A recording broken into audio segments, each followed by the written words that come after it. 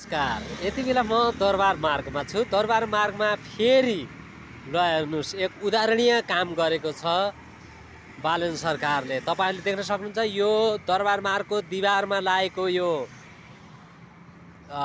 Light केही दिन पहिला यहाँ तोडिएको थियो। यो मैले किन रहेछ यो तोडिएको भनेको अहिले यति सुन्दर बाटो यस्तो राम्रो छ तपाईँले देख्न सक्नुहुन्छ। वाह भन्ने लायक छ। ल हेर्नुहोस् त गरे के हुँदैन, देशलाई सुन्दर बनाउन चाहे के हुँदैन भन्ने कुराको यो एउटा उदाहरण रहेको छ।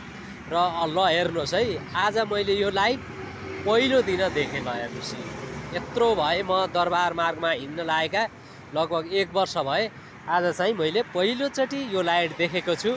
ल हेर्नुहोस् दिवारको उसमा चाहिँ यसरी लाइट जडान गरिएको छ, तपाईँहरूले देख्न सक्नुहुन्छ।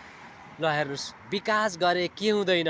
भ्रष्ट नेताहरूले यो देशलाई नष्ट गरिसकेका थिए, तर अहिले केही बुद्धिजीवी वर्गका व्यक्तिहरू राजनीतिमा आएर स्वतन्त्र उम्मेदवार भएर जितेपछि अहिले काठमाडौँको रोनक फेरिएको छ, काठमाडौँको मुहार फेरिएको छ र विदेशबाट आउने हजारौँ पर्यटकहरूले अहिले नेपाल कस्तो छ भनेर सोधिरहँदा अहिले नेपाल एकदमै सुन्दर छ भनेर भन्ने गर्दछन्। तपाईँहरूले देख्न सक्नुहुन्छ यति बेला म काठमाडौँ दरबार मार्गमा छु र तपाईँहरूले यो भिडियोलाई जतिसक्दो सेयर गर्नुहोला।